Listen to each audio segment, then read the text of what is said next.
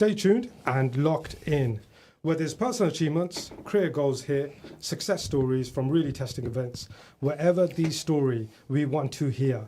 This show is all about providing you, the listener, a platform to showcase your talent or success story. As I firmly believe, we have too many hidden gems out there, and our promise is we will uncover these over the next few weeks. So catch us weekly on Tuesdays between 7 p.m. and 8 p.m. So guys, today's agenda. Today's show, we're bringing on our special guest, Anik from Cologne, who will be delving into the life of entrepreneurship and discussing taking the leap from leaving his day job and into the world of taking risks. We'll be playing the 60 seconds in the spotlight quick fire round, but not forgetting we are giving away a goodie bag courtesy of Cologne to one lucky winner. We'll be drawing out the lucky name towards the end of the show, so stay tuned and glued to your phone. But before that, in order to enter the competition, we need you to text in the buzzword, which is Tuesday, to 074 11 191 062. I repeat, text the word Tuesday and wait until the end of the show when we will read out the winner. Guys, we really want to hear from you today, so why not get in touch by calling us on 01733 602 133 or texting us on 074 11 191 062. If you're watching us on Facebook Live, I'm literally looking at the camera right now, drop us a comment or any questions you may have. But firstly, let's kickstart the show to reintroducing my guest from last week, my brother, my co-host, brother Shaz. How are we feeling today, Shaz? Alhamdulillah, assalamu alaikum to all our listeners and assalamu alaikum to yourself as well, brother. Pray you are well. Alhamdulillah, bro. Bro, it is great to have you back. Honestly, you. I thought, can't do this solo. I need my co-host from last week. But no, alhamdulillah, good to hear. How are you feeling coming back on air anyway? Hoping for the remaining off. Excited, episodes. of course. Another challenge for this week. Yeah. So inshallah, the wonderful guest as well, which you've planned for today. So inshallah, should be a good crack for our listeners today. Yeah, no. As we mentioned last week, we are trying to do something different here, where we're giving people either personal success stories or business success stories, the platform to speak. And, the more people that we can get on our show, the much better we can put Peterborough or local areas on the map. So yeah, Shaz, one thing that's been spoken about over the last few days, we need to mention this. We have less than 6 weeks left for the month of Ramadan. Is the excitement kicking in for yourself already? Definitely. It's always an exciting part of the year with Ramadan fast approaching.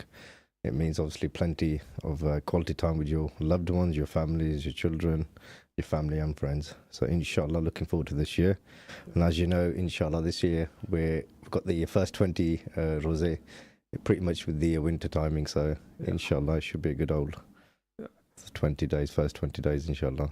MashaAllah, I did actually see that the other day. I was a bit late looking at the calendar. I got a feeling these are going to fly by like they always do. And it's just that emotional feeling, isn't it? Like when Ramadan comes in, it's, greeting your favorite cousin. Definitely. And you spend all night chilling with them. You spend all throughout the day. You want to be awake all the time. And then the last few days when that person, that relative, favorite relative is going, when the emotions kick in, definitely, etc. I know you briefly touched upon it now, but what is mostly that you're looking forward to? Is it a family vibe or? It's probably the religious aspect of it, dedicating your time towards your salah, reading your Quran, giving charity, and then obviously spending quality time with your loved ones, not just your loved ones, your family and friends. It could be your neighbours as well. So inshallah, looking forward to it. It's been a long time since we've had Ramadan in the winter. Yeah. So, but like you mentioned before, it tends to come and go very quickly. Yeah. MashaAllah. Do you set yourself any goals for Ramadan every year? So, for example, like completing the Quran by certain dates, etc. Mine personally is to lose weight. I know that's a rare spectacle because I kind of double up. I think that's everyone's. Well, I think most people tend to have that philosophy, with Ramadan that you will probably end up losing weight, but it tends to be the opposite with all the fried food that we eat. But inshallah, like with anyone, you want to spend time reading Quran Park, try and refresh your mind on that. pray your salahs, and also, most important, in the evenings, attend your Tarawih prayers at your local masjid. Yeah. No, mashallah. So it's just that attachment with your masjid throughout Ramadan, inshallah. Oh, mashallah, good to hear. And like, do you spend any time prepping for Ramadan itself? For example, like food shopping or buy range or Yeah, of course. Yeah, you get your favorite bits and bobs, your treats, like we call them. So, of course, you want to try and get in all your treats, your snacks, but at the same time, you want to try and get the healthy stuff in as well. Yeah, it's a good time to try and put yourself into shape as well, and not the opposite. I was gonna say, you always, well, I have this mindset. Ramadan is the time where I can get on a healthy diet, but as soon as the first few days kick in, it's all about the fried food. It's the fried food, your samosas, your curries, your kebabs. Exactly. And it's difficult to, shift the weight when you're consuming that type of food. It's like your mind is more hungrier. Definitely. So then your stomach is, so like I kind of fill up the plate completely. And either I stuff myself completely or, half of the plate is kind of wasted. I know this is the month we really shouldn't do that. We should work upon it. But I put my hands up. I always make that mistake. It's natural instinct, isn't it? When you've been fasting throughout the day, you're pretty much coming towards the last few minutes, hunger kicks in. Yeah. And you've got the table full of various delicious food. You want to try and eat all of it at once, before someone else eats it. But alhamdulillah, it's a good experience. And inshallah, I'm looking forward to it myself. Yeah. Inshallah, it should be a good year this year. Inshallah. Do you go out for iftar also? Is it just mainly family time that you spend like within the house? Majority of the time, you try and spend your iftari with your family. Yeah. Occasionally, with my friends, we do organize iftaris at local restaurants. So we try and get together and spend a bit of time together, because it's during Ramadan you hardly see any of your friends. Exactly. They are there at work or they are participating in their ibadah. So inshallah, once again this year, I'll probably be popping down to our local desi restaurant or express burger along the point somewhere. I'll be on the other side. Chance goes. Oh, nah, not a problem. 1 second. I know we touched upon it last week, but we do have the big iftar, so the stadium iftar happening over at the Posh Grand. I was actually with them yesterday, and we're going through the logistics, and what they're basically saying is they want to improve from last year. So they want to throw in a bit more stops. They want to kind of go all out. They want to promote it, make sure it's in the commercial mainstream media. So Hamda, working with yourself, working with United for Humanity, it'd be absolutely brilliant. No, definitely. It's a wonderful experience to open your iftari under, inside a football stadium. It's not every day that you get that type of opportunity.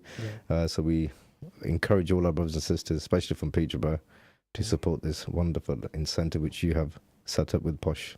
So inshallah, it'll be bigger and better than last year, inshallah. Inshallah. I think the dates we were actually discussing, because how early Ramadan iftar is happening this year, weekdays probably won't be the best. So we've actually discussed the dates 23rd, 24th, that weekend. So more people can turn up rather than leaving work early, etc., and then picking the kids up from mosque or whatever after school activities that they're doing, etc. But no, Ramadan, alhamdulillah, is a beautiful month. I think one of the best things for me is seeing people that you haven't seen all year, and they turn up in mosque. And, alhamdulillah, that could be a good start for them. That's somewhere where people start during the month of Ramadan is at the mosques. And, inshallah, it happens again, and we do bump into people. But Shaz, on that topic of Ramadan, this actually leads us nicely on mentioning the next Shilly's World event for 2024. As I can proudly announce, we have Cambridgeshire's biggest pre-Ramadan festival happening over at Glaston Community Centre on Sunday, 3rd of March, between the times of 12 p.m. and 6 p.m.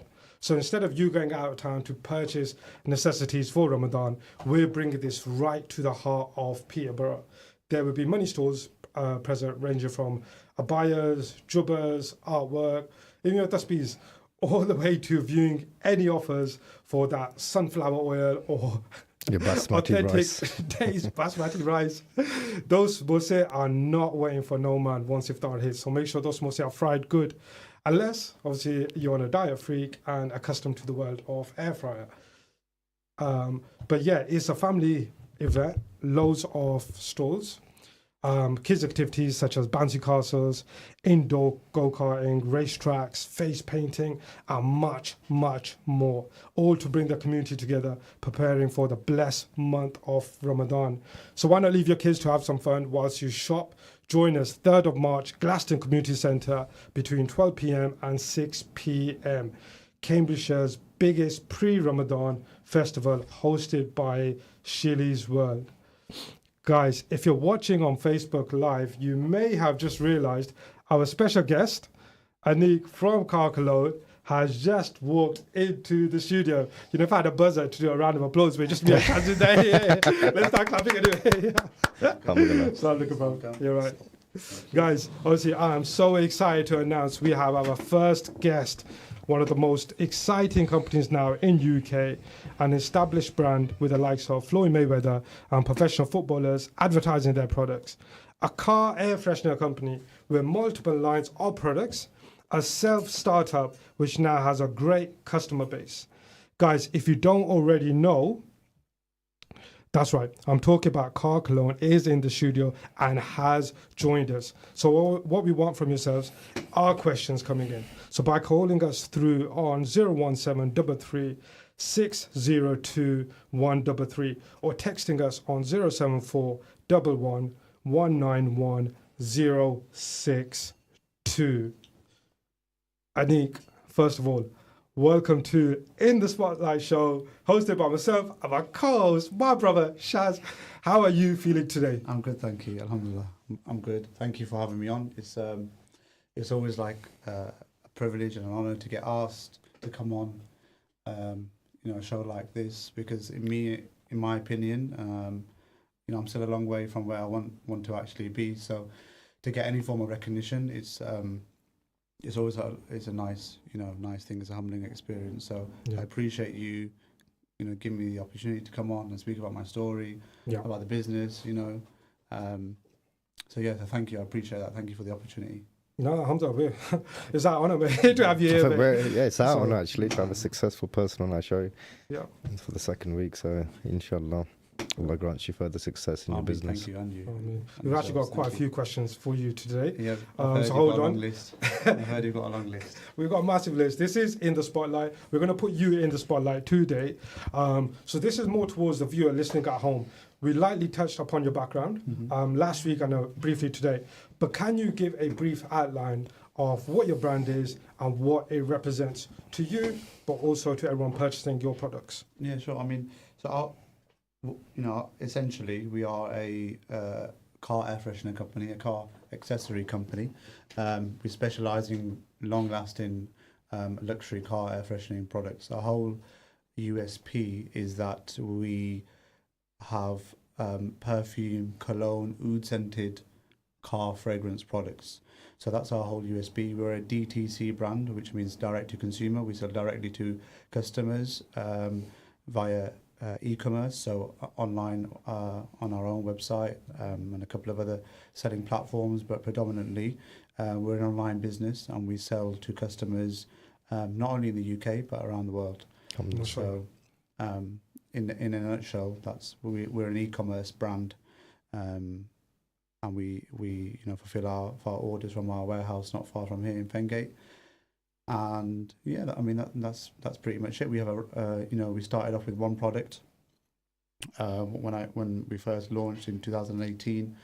We've now got a range of products, a range of fragrances, from hanging card freshener types, the cheap ones that you get in like petrol stations, similar to that, to like electronic diffusers, to sprays, to dry mist sanitizing products. So we've expanded quite significantly over the years. But in essence, we're just a car air freshener company. In all honesty, that started from home, and alhamdulillah, 5 years later, we're still here. MashaAllah. When you mean home, meaning based in Peterborough? Yeah. So in Peterborough, the business I started from my room essentially at home. I started from my bedroom pretty much, packing and processing orders from home. Was in my bedroom, and then we had a room in the loft. Moved it to there. ran the business from there for a year. Yeah. And after a year, we then went into an office. We were in that small office space, probably just a bit bigger than the studio, to be honest. Oh, really? A little bit bigger than the studio. And then we got the next door office for storage. And then a year later, we went into a warehouse. So we've been in our warehouse now for around 2 years. But when we started, yeah, it was genuinely a business that started from home. Mashallah. Yeah. No, that's great to hear, Anik. And if you were to take it back from the start of your journey, Anik, what was it that inspired you to pursue this journey of yours, which ultimately led into the car accessory market? Was there any drivers? Was there any incentives at that point where you thought, this is where I want to be, this is where I want to go? I mean, to be honest, I had, alhamdulillah, I had a good job. I went to university, I studied, I did economics. I had a good job coming out of university. I went into like compliance, audit, contracting type of work. So, if I'm going to be completely truthful, I never really had any intentions to start my own business at that specific moment in time. I was working, I went to uni in Manchester, and then I graduated and worked in Manchester, in Leeds. It's only when I come back to Peterborough, and the opportunities in the city obviously are not as great as what they are in bigger cities. Not many, banks, corporate kind of offices. I mean, they are now, but maybe like 7-8 years ago when I was working and I graduated, there weren't as many opportunities unless I went to like London or what have you. But it's only when I come back to Peterborough really that I thought, you know what, I need to do something more because there aren't as many opportunities in here. I always wanted to settle in Peterborough. I'm the eldest from my siblings. Eventually, I have to look after my parents, that kind of stuff. So I need to settle down in Peterborough. And, some people, obviously me, Shazad knows me. My family had businesses. We had shops in Peterborough once upon a time. So self-employed businesses has kind of always been in our family, in our blood to an extent. But I never had any proper intentions of setting up my own business. It's just that at the time that car cologne came about, it was just genuinely spotting a gap in the market because I was looking for that product. So, being just a normal, typical lad, I always had, an interest in cars, an interest in fragrances, from school days, the back in the Dupe and the CK1 and the Hugo Bosses and John Paul and all that. And then, obviously getting older and getting into cars and stuff. So it was just a combination of two passions that I had that combined really. And I remember getting a new car at the time. I think it was like a Golf GTD or something like that. And I was looking for a nice air freshener for the car. After like a few months, that new car smell disappears. And you think, you know what, let me try and get a nice air freshener in there. A few months, mine's like 2 days right now.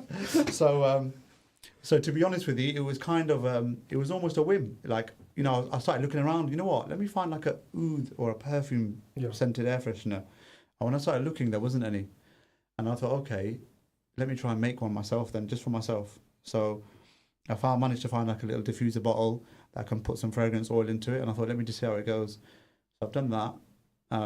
I put it in my car and then, it's working all right. And I just left it as that. I thought, oh, this is all right. You know what I mean? It's nice, it's different. But then every time someone would get in my car, they'd be like, what's that smell? What's that smell? What's that? And I'm like, oh, it's this air freshener. Like, where did you get it from? I was like, I made it myself.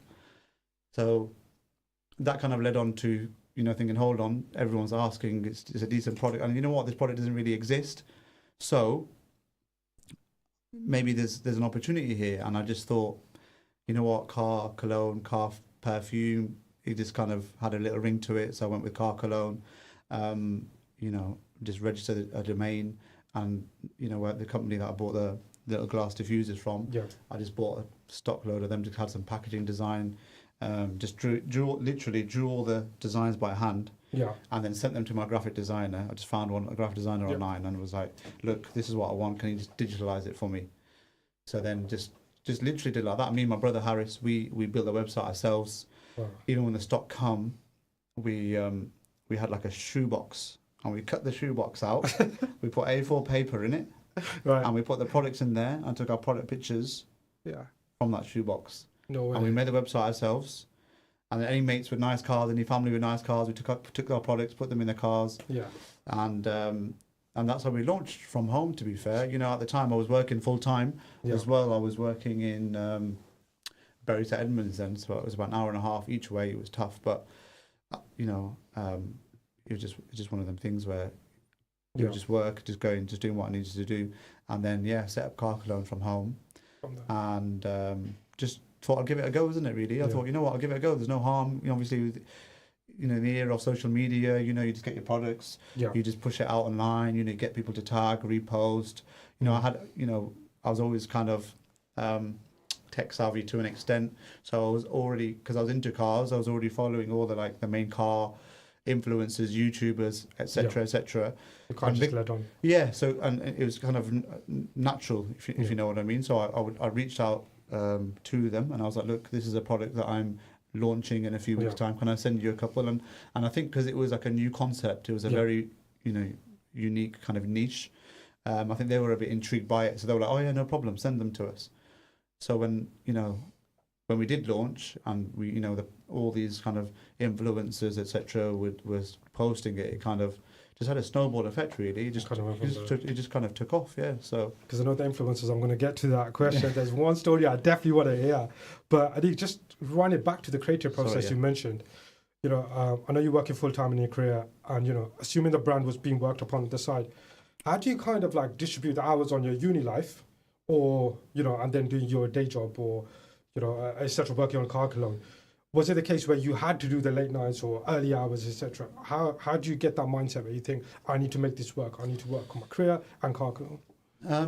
I mean, to be honest, like I mentioned, I didn't think too much of the business when I started. I thought, Yeah. you know what, I've got a half decent job. It's paying a half decent salary. Yeah. Anything more that comes is a bonus. Alhamdulillah. Yeah. You know, I'm grateful. You know, even if it's a few £100s a month, it covered a Yeah. few direct debits, it covered my fuel or whatever. That's fine for me, and that's how it started. If I'm going to be honest with you, so I thought I'll do my day job. You know, I'll go, I'll commute, I'll work. It was a good job. It was a contracting position, Yeah. and after I think 6 or 7 months, the contract was coming to an end. But then they offered me a permanent position. And then 3 months later, I handed my notice in, to be honest. So, which wasn't nice because they almost created that role for me there to stay on. Yeah. And I always thought, yeah, I will stay on. There's no problem. But the car cologne was just like growing month on month, and I didn't really anticipate it would grow like that. So, I mean, look, yeah, for the first year, it was tough because obviously I was working full time. I was coming home. I was then, helping my brother pack the orders. I was then going to Royal Mail, dropping the post off, coming back, then doing social media, responding to emails, responding to queries, trying to find people to promote the brand. But I enjoyed it. It was like a new buzz. Yeah. Do you know what I mean? It was something Yeah. new. Yeah. No, exactly. So I thought, you have the drive, you have the passion, and So you kind of have to like feel that it's the right time to do it. yeah, Because like one of the questions I was just going to ask now is, it's that point where you now need to leave your day job to step into that. But when is the right time? You're going to think about the reassurance. You're going to think about the security. It's kind of these little things that float through your head, but obviously they're massive. They can lead on to some other things. God forbid if it didn't work for you. How do you kind of get that mindset thinking, no, I'm taking the risk now. I'm stepping out. Yes, it's doing well, but I'm going to keep pushing. Yeah, of course. I mean, look, it's very easy for me to sit here now and say, you know what, take the leap. If anyone's thinking about it, do it. Do it. It's fine. Yeah. It's fine. But at the time, I'm not going to lie, it was scary, very scary. Even though like our turnover was strong after 12 months, like I set myself not set myself a goal, but I thought, you know what, if it gets to this amount of turnover, I'll leave my job because then it's almost matched my salary. Yeah. But that came and I was like, no, I think I'll wait a few more months. Because you never know, it's business. These Exactly. things happen, Yeah, you know. yeah, exactly. And there's nothing wrong with that. There's nothing wrong with, starting a business that doesn't do well. You know what I mean? That's life. It's, and the biggest lessons are learned from losses, So it was scary. I'm not going to lie to you. I thought about it 10 times over, probably even more. Yeah. And I don't know. It just, to be honest, it came to like exactly 12 months of trading. Yeah. And I thought, you know what, if I can get this business to where it is now in 12 months, whilst working full time employed, imagine if I give my full attention to the business, maybe it can do even better. So that's what then gave me the confidence. 12 months worth of stats, figures. I thought, you know what, I think now's the time. Mashallah, no, that is good to hear. We've got another 30 seconds left, 2 adverts. Just going to say, I took a leap once, Anik. No joke, but I got thrown straight back. Now, Anik, ready show, guys. Facebook Live at that. We've got 27 seconds. Anik, very quick answer. Who was the most influential person during the early stages of your career? Someone that motivated you. If you had to pick one person, who would you say is the most influential person to you? Oh, that's a tough one. See, I'll put you on the spot. This is what I mean. This is in the spotlight. You have 8 seconds before we go to commercials. I don't know. Or shall we come back to it? Let me have some time to think. After the commercial, I'll let you know. Guys, join us after the commercials for more questions. Stay tuned to Salam Radio after this short ad break. ये खुद को कोविड-19 और flu से बचाने का वक्त है। अगर आप या खानदान के किसी दूसरे फर्द को इस मौसम सरमा की वैक्सीन लगनी है, तो आप अपॉइंटमेंट बुक करवा सकते हैं या ऑनलाइन वॉक इन क्लिनिक तलाश कर सकते हैं। बस कोविड और फ्लू वैक्सीन पीटरब्रा सर्च करें। अगर आपको इससे पहले भी कोविड-19 या फ्लू वैक्सीन लग चुकी है, खा एक दफा ही या इससे ज्यादा, तब भी इसे दोबारा लगाना और महफूज रहना इस वक्त जरूरी है। लिहाजा मजीद जानने के लिए बस आपको ऑनलाइन तलाश करना है कोविड और flu vaccine Peterborough. Attention foodies! Discover a world of flavours at Pack Foods, the largest ethnic supermarket in Peterborough. Shop our vast selection of authentic ingredients from around the globe, including spices, marinated fish and meats, and exotic fruits at incredibly low prices. And the best part? We offer free parking. No more hunting for a spot. Come visit us today and explore the incredible range of flavours at Pack Foods, 232 Lincoln Road.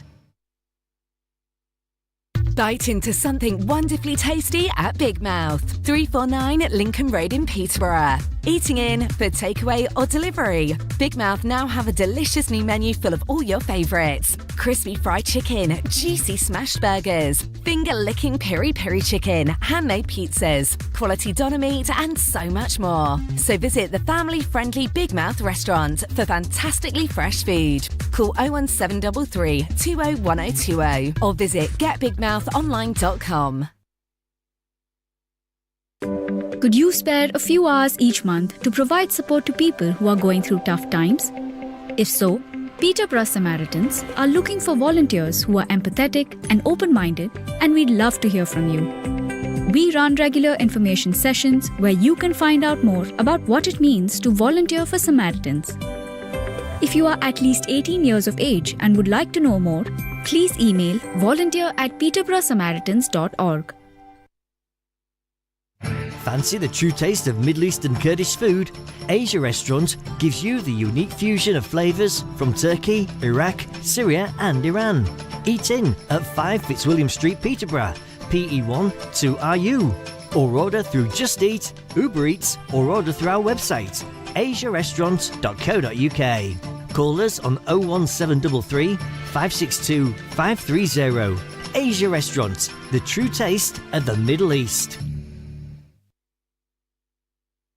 Are you looking for a career where you can make a difference? At Cross Keys Homes, we work with our local communities to create opportunities that change lives. We're looking for enthusiastic, talented people to join our team, from apprenticeships to senior management positions.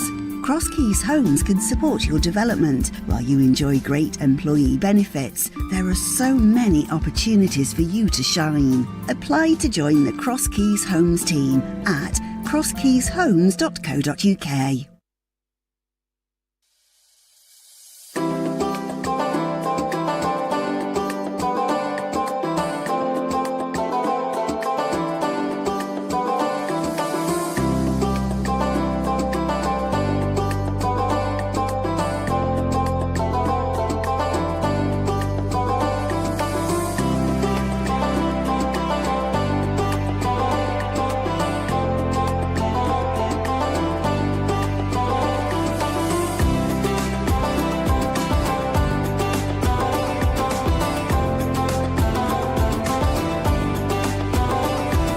Visit our website salamradio.co.uk.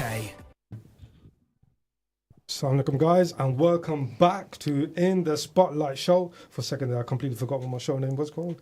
So, guys, we got our guest, Cologne, Anik here. We got my co-host, my brother, Shaz. I have to keep repeating that. So, alhamdulillah, we went through a couple of questions with Anik. What a fantastic response in terms of how he started up the business, how has he slightly got to where he is now. But we got a few more questions that we do want to ask him. So Anik, just before we get onto the media side of things, the social media and the stars that you have brought on, one of the questions that I really wanted to kind of ask you was, so this is obviously not now, but back then, for the first few months in, when you quit your day job, did you have any regrets? I mean, again, it's easy to say no, I didn't have any regrets, because obviously we've come a long way, the business has grown. It's easy to sit here and say no, but the truth of the matter is no, not really. I don't have any regrets, purely because first and foremost, your Naseeb, everything's written for you, and that's what was written for me at that time. For me to leave, to start the business, it will lead on to other things.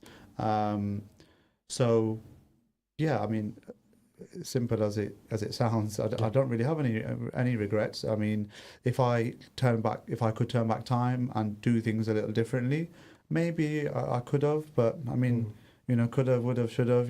That's life. Do you know what I mean? So, I haven't got any solid regrets. If I could go back and change anything, it's hard to say. Maybe I would have left my job sooner. But it's easy for me to sit here 5 years later and say that, and 4 years later and say that, because obviously you can't foresee how the business is going to grow, and I think, like I said, it's easy to say that. No, I have no regrets, but obviously there's pros and cons to employment, and pros and cons definitely to being self-employed. It's strenuous, it's tough. Your mind doesn't switch off. It takes its toll on your personal life, your family life, everything.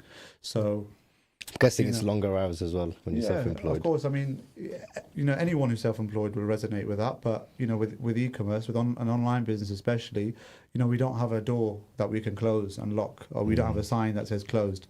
It's an online business. It's online, 24 hours, 7 days a week, 365 days of the year. Unless we physically remove our website, people will be visiting, queries will be coming in, orders will be placed. So it's a lot to have that kind of on your mind, because someone's going online and placing an order and paying you for a product that they can't see, they can't smell, or they can see it obviously through images, but not physically in front of them. They can't smell it, obviously, and that's a big thing, because obviously we're essentially a car fragrance company, and they're entrusting you to send that product out. So for me, that's when you think about, when I deep it, it's quite heavy on the mind, because I'm responsible for money that people are giving me. People don't really think of it like that. They think, the money comes in, you send the order out. But when you sit down and actually think about it, someone's entrusting you with their hard-earned money, and it's your responsibility then to send that product out and make sure it gets there. Make sure the quality is good, make sure it's not damaged. Make sure you respond to them, let them know what's going on, give them their tracking numbers. Don't get me wrong, we've got automated systems in place, but it is a lot more than what meets the eye. It's not, It's not just the fact that just putting a cologne into a box and then post it out. Of course not. There's obviously more to it. Yeah, 100%. No, definitely. Guys, we want you to drop in your questions. Call us in the studio on 01733 602 133, or give us a text on 074 11191602. As we mentioned before, there is a goodie bag giveaway from Anik. So do drop us a text with the buzzword Tuesday. It's up for grabs. We still got half an hour left for the show. So guys, do take advantage of these goodies. Anik, fast forward a few years. This is the part I'm looking forward to, man. So I followed you on socials, And, can see you have a number of high-profile people advertise for you, including the likes of professional footballers, Jesse Lingard, reality show celebs. But one that stood out for me was the ad by Floyd Mayweather. I briefly heard about the story, but I'm kind of really eager for the listeners to know about how did it come about. Like how on earth do you get one of the best boxers of all time promoting your brand, especially in UK when, miles up in America. Yeah, I mean, look, there's a common saying is not what you know, is who you know. And, I was lucky enough to study in a big city like Manchester. Yeah. I made a lot of friends, a lot of big businessmen there, especially in our, in the South Asian community, in the Muslim community. There's a lot of people that are doing very well up there. And, spending a lot of time up there studying, not only studying, but living and working there. Yeah. You tend to bump into a lot of people that are doing well, that are quite influential. And truth be told, when I was always up there, whilst I was living there, I knew one day I'd come back to Peterborough. So I'd always look for like business ideas, to kind of bring back to Peterborough. I thought, maybe this can work in Peterborough, maybe that can work in Peterborough. So I always kept an open mind, and I always, kind of kept it cool with everyone, really. Yeah. So long story short, some friends of mine who are in Manchester own a famous, or quite a well-known takeaway burger brand called Archie's.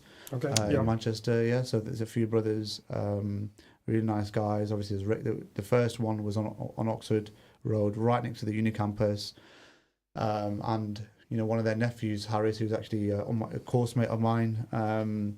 So we would go in there regularly for lunch, sometimes lunch and dinner. Yeah. It's like student life, burgers for breakfast, dinner, and lunch. They're quite nice there. Yeah. So they obviously they took off. Their business took off. Mashallah, they're doing quite well. I think they've got like 8 or 9 up and down the country now. At the time, they had one in Manchester. Now I think they've got 3 or 4, including Manchester Airport.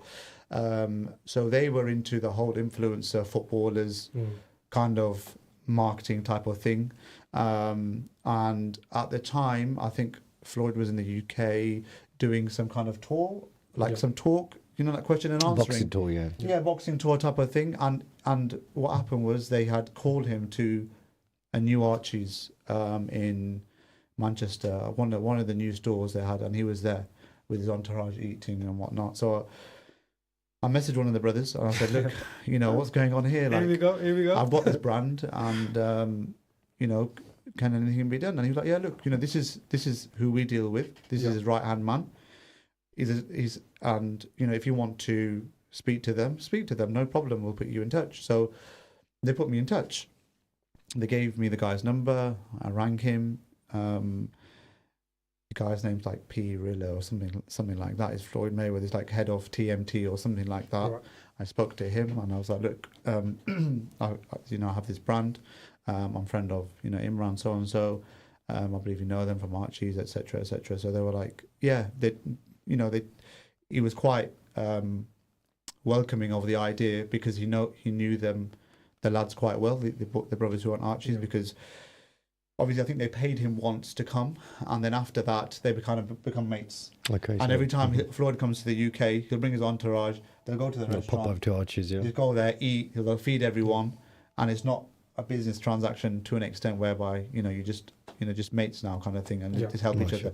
He feeds all their mates and all their crew, and then in exchange they'll do some posts and tags, and that's it. So so he put me in touch, and we negotiated a deal. I think they were shooting or doing the Q&A, the tour in Rotherham at the time, and this was like the night before. They were shooting in Rotherham, and they were like, if you want to do it, you got to come tomorrow. You got to come to Rotherham. You need to be here at this time. Yeah. I said, yeah, that's fine, no problem. So I've gone. I've contacted a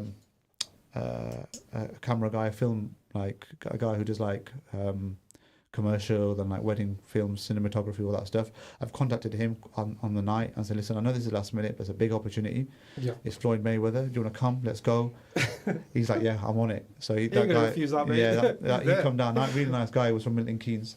He came down. I think he came to Peterborough, and then we went in the car together. Right. We drove to Rotherham. We were told to be there like 7 p.m. Right. Like we were like backstage. We can see he's doing the Q&A on the stage. There's like 2,000-3,000 people there. Yeah. So I thought, you know what, he might have a break for 10-15 minutes, come out and record our little video or whatever. That obviously wasn't the case. We were made to wait for about 4 hours.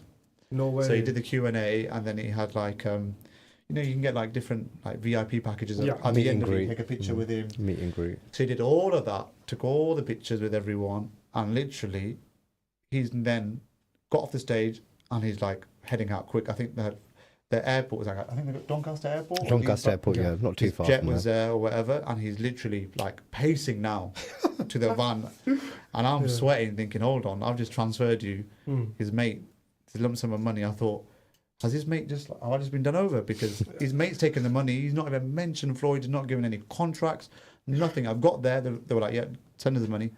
I was pinged the money to them straight away, and they were like, right, that's fine, just wait here. And I'm just waiting and waiting and waiting and waiting and waiting. And then he gets off the stage and he just walks out the back door. So then we obviously, I've tapped his mate on the shoulder, like, what's going on? He's like, don't worry, I'm going to sort it. And I thought, okay, fair enough. So we then followed the entourage out the back doors. We're now in the car park. Yeah. Floyd's getting into his car, and I thought, oh man, this is like my first big L I've taken here. Like, it's a loss. you know, lesson learned. You know, it is what it is. Yeah. You know, I'll try and, you know, obviously a million things are running through your mind at the time. So, his right hand man actually then gets Floyd out of the car. I was like, look, no, we need to do this commercial for this company. Remember, I spoke to you about it. He's like, oh yeah, that's fine. Hops out the car, hops in another car to do our video. My cameraman's sat in the front, Floyd's in the driving seat. I'm sat at the back with my torch on because it's dark on my phone. The torch is on, the lights are on in the car, my torch is on for better lighting, and the whole process must have been over in about 3 minutes. No way. He's like scripted. Wow. It's like he just knew. I think obviously because of he's used to, isn't he? He's used to promoting brands, and obviously when they, you know, the trash talk and all that, he just used to the kind of the whole, you know, facade and whatnot. So it was over in 3 minutes. He did one take. He asked the camera guy to watch it back. I rate him for one thing. He was like, let me watch it back. He watched it back, and he said, no, you know what, I'm not happy with that. Let me do it again. So he filmed it twice, to be fair. And what we did was we chopped up bits from the first part and the second part, and we put it together and we put it on the video, and it was over in about 3-4 minutes. As soon as that was done, boom, hopped out the car, in the van or wherever it was, and they got off, and that was it. And my heart was just like pounding. I was like, you know what, it's done now. Let's just go home and let's just get it. Like, you know, a few close family friends and you know, my family knew that we were there with him. They're like, what was it like? I said, I didn't even care. I just wanted to get that video and get that content online. With my spotlight. Yeah, exactly. You know, for me, it was a business investment. You know, and it was a chunk at that time. I think we were maybe a year and a half into business. I think it was quite early. You know, so it was a chunk of our cash flow at that time that paid for that. And for me, you know, I was thinking about getting my return. You know, it's a risk, isn't it? Obviously, it's a big risk. You know, it's a big risk. So, you know, so my main focus was getting home, getting the content put together, and putting it online. You know, and getting it out there and trying to recoup some of that money. You know, it's all good getting excited, but excitement doesn't pay the bills. Exactly. You need to be seeing a return. Exactly. So for me, I wasn't even, like, honestly, I was just in my own zone. Like, I wasn't even phased about him. Like, my brother was with me. The camera guys were taking pictures and selfies with him. I was like, listen, get that content, get home, please, and put it together, and let's just crack on with it. Yeah. But now that I look back at it, I feel like I should have enjoyed that, embraced that moment a little bit more. For me, I was just like pacing. I was just nervous, thinking, it's difficult though, isn't it, to enjoy it, because it's an investment, and it's a risky investment. Of course it is. And the fact that you've seen him walk past you and head towards his car, you know, you've got that. I would have chased him. I would have just legged him. I would have called my family. I say, start running. I mean, it's not even that. I mean, the thing is, you know, social media is a funny old game. Yeah, like, you never know, you know, what can do well, what cannot do well. You know, trends are changing. Yeah. You know, it's up and down. So you know, I could have posted that video, and it could have flopped. You know, essentially, I never could have recouped my money. You know, it would have taken me a long time to make up for that loss. Yeah. And like I said, we were early on in our business days as well then. So, you never know what could have happened. I mean, obviously deep down, I made a calculated decision to pay him because I knew that it would make, you know, a big impact on the brand and the business, and it would do well. But it's always a risk, like as in anything. Yeah, no, exactly. That's the Floyd Mayweather shoot. Then there's Jesse Lingard. We've got a few minutes, and I really want to touch up on this story because I've heard it didn't go as to plan, the Jesse Lingard story. Yeah, Jesse Lingard.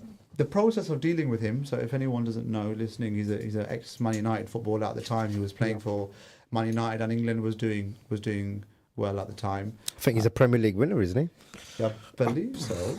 I believe so. I'm a Man United fan. I don't know. I'm like the biggest armchair fan. Yeah, me too. To be fair. So Jesse Lingard, how that went about was obviously these footballers have. To be honest, they're kind of tied in contractually, yeah. So it's very difficult to reach out to them because they have agents involved. The football clubs actually put big restraints on them, both who you can and who you can't work with. Yeah. So how it worked with Jesse Lingard was I noticed that one of his best mates, or a close friend of his, who he is constantly posting on social media, is kind of just like a normal lad from Manchester. He was an Asian lad, you see. And I thought, you know what, that might be a stepping stone, getting contact, a way in. Do you know what I mean? So, you know, it turned out to be one of his best mates from childhood, who's actually his like PA kind of thing. So it's his best mate. And what he does is he arranges, like, you know, when they want to go on holiday for the family or buy cars or whatever, like. Sonny deals with that kind of stuff. So he's like his best mate, yeah. So he books his flights and he helps him with, you know, certain things, finding properties, etc., etc. So I noticed, like, you know, obviously, you know, he's an Asian, I'm an Asian. Maybe we might, you know, resonate on some kind of level. So I just shot him a DM. I said, look, you know, I've noticed that you're quite friendly with Jesse Lingard. Obviously, at that time, I didn't know the extent of that relationship, but I just saw him in a lot of pictures with him. So I reached out through one of his friends, basically, and I said, look, you know, this is the situation. I own this brand. If you can get me a picture of Jesse Lingard holding my products, I'll look after you. You know what I mean? Like, you know, I'll send you some money, kind of thing. If I'm going to be completely honest with you. And he was like, he replied straight away. To be fair, he was like, "Is this a scam?" I said, "No." I said, "No, it's not a scam. It's genuine. Like, you know, you can see this is a company's house. I'm the director." Because I messaged him off my personal account, you see, so he knew that he was talking to a real person. And he was like, okay, let me ask Jesse Lingard. So I was like, okay, cool, no problem. And he came back within like 10 minutes, and he said, like, yeah, Jesse said he'll do it. I said, no problem. I sent him the products out. They landed there the next day. He took the pictures. I sent him the money, and boom, we had the picture. So that all went well. That really went well, because obviously he took his time to take the pictures, and, you know, they were cool about it. They weren't just taking like one picture and just sending it to me from a funny angle. They took 3, 4, 5 images for me. But what happened was, it got obviously quite a lot of traction, a lot of media attention, and sometimes too much attention is not necessarily a good thing. You know, and what I mean by that is obviously our products and our UPS is our designer inspired fragrances. So what that means is our, you know, products smell similar to original aftershaves and perfumes. You know, we don't claim to be exactly the same. We don't claim to be using the same ingredients, but they are very similar. Yeah. So in the early days, being a little bit naive and new to business, you know, I was kind of using the brand names of the perfumes and the fragrances, which I shouldn't have been doing. It was a little bit naughty, a little bit cheeky, and I thought I'm a tiny guy, you know, doing it from home, from my bedroom. These brands ain't never going to come. They're never going to. They're going to not know who I am. I'm just, you know, like a fly on the wall to them type of things. You know what I mean? So, but you know, when we did start getting some traction on social media, and you have got the likes of a Premier League and England international football player posting your products, and, you know, being tagged in your products, it does, you know, draw attention to you. So I had. I don't know if I should mention the name or not, but it's one of the biggest fashion brands, biggest fragrance and fashion brands in the world, to be honest. A big group, their solicitors wrote to me and said, look, we've noticed you're using our brand names. You're not, you know, this is, it's called passing off. So they essentially sent me like a cease and desist letter saying, you just stop it like now. Otherwise, we want this, we want that, we want sales information. It was a scary letter. Royalties. Yeah, no, It was a I can scary imagine. letter, yeah. It was a scary letter, to be fair. And that come not long after the Jesse Lingard post. So my assumption is that that post got a lot of traction, a lot of attention. They've gone on my website and they've probably thought, what's this brand? What's this company? Gone on my website and seen, Mr. Ford and Co., their fragrances, you know what I mean? Like, so, they weren't too happy with it. So I had to kind of apologize. And, lesson learned, to be honest. Luckily got away with I was it. going to say, mate, from Floyd Mayweather to Jesse Lingard, and, hearing that sort of response, you must have, Definitely, been shook. and these are superstars Exactly. in the sports world. Well, Mayweather himself, not just a boxing superstar. I think generally, a well-known figure across the world. I think pretty much now. Yeah. So alhamdulillah, that's it's good to hear that our local bros from Peterborough are rubbing shoulders with the big boys. Of course, that's what we've got on the show. Alhamdulillah. Adi, honestly, thank you for being on our show, No etc. worries. I hope you, the viewer, has listened and, took on some of the advice that Anik has given us today. But as we done last week, and as we're going to do on every show, Anik, the seriousness, push that to one side. We're going to bring in the 60 seconds in the spotlight quick fire round to you. So literally, we're going to fire some questions at you. We want prompt responses. We're going to put you on the spot. So Anik, let's kick it off before the show gets wrapped up. So, are you ready? I'm ready. Are you timing it? Yeah. Let's go. Let's go. My timer's on. We got this. So Anik, favorite food? Smash burgers.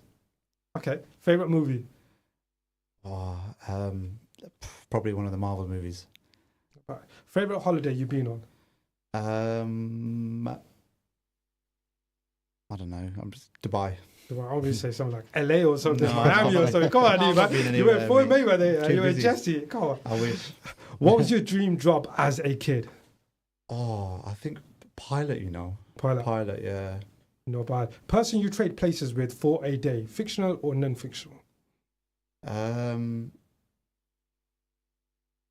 I'll trade places with you, Shilly. You're just happy Swear all the time, to- isn't it? You're just happy and laughing all the time, innit? I wish I was happy as you. We mate. try, I'm depressed. Would you rather have more time or more money? Time. Biggest risk you ever took? That's a deep one. Risk, I'd say probably moving into our warehouse, I think. That was it. Yeah. Best compliment you ever got? Being called on Slam Radio. Come on. Mashallah. Let's repeat. In the Spotlight show. He specifically means that. Yeah, that's right. That show in particular, yeah. The worst piece of advice you ever got? Probably coming on the show. No, of course not. Worst piece of advice, I would say, I don't know. No. Got 5 seconds. 5. Spend without thinking about the future. Fair play. Cool. Anik, what a quick fire round by Anik. I really need to start switching on these questions, start putting some seriousness into it next time. Guys, not long now before we close off the show, but as we mentioned earlier, we are giving away a goodie bag courtesy of Car Cologne. So let's get down to business, which I know all of you have been waiting for. I've just got news from our control room that we have had a phenomenal response come through, but there could only be one winner. We have numbers to hand. Anik, can you do the honor of drawing a name out of random before we close the show? You're mixing it up properly there, yeah? Let's go for it. Guys, this is random. So on Facebook Live, as you can see, this is the proof, just in case one of you guys turn around and, complains. Okay, here we go. Have we got a name there? Hassan, yeah? Perfect. Everyone see it? Let's go. Facebook Live, guys, you're watching? Hassan. Hassan, you are the lucky winner of the first giveaway on In the Spotlight show. Hope we have made your evening. We'll be contacting you shortly from our team and we'll post out the prize to you. Hassan, congratulations to you once again. Guys, we've got a couple of minutes now until the show closes. So I'm going to just do a bit of outro. Guys, so there you have it, week 2 of In the Spotlight series. I hope you enjoyed today's insight of what our show is bringing here on 106.2 FM Slam Radio. I'm really excited, and we do want you, the viewer, to actively engage with us, whether it's calling us on 01733 602 133 or texting us on 074 111 If you're watching live on Facebook, drop us a message and let us know what you're thinking. If you have a story to share or want to nominate someone to have a platform, get in touch. We're ready to listen, and maybe, just maybe, you'll be in the spotlight very soon. Once again, thank you to our special guest, Anik Cologne, for coming on the show this evening alongside my co-host, my brother, Shaz. Thank Guys, you. No worries, very thank you. quick words. We have 10 seconds from each of you. Thank you very much for having me on. Thank you for the opportunity. I think it's a great initiative that you guys have, Brother Shafeel, Brother Shazad. I think it's amazing. I think there's a lot of, Hidden gems in our hidden gems community. in our Definitely. community, and I think it's great. And I encourage and implore anyone listening that wants to come on, reach out to the brothers yourselves. Shafeel, he messaged me, but like I said, reach out and get in touch. It's a good platform to voice. Thank you, Brother Anik. Guys, thank you for listening to me this evening. Do like and share if you're also watching on Facebook Live. This is your host, Shafeel. This is In the Spotlight. Good night, folks. Assalamu alaikum. Alaikum salam. Stay tuned to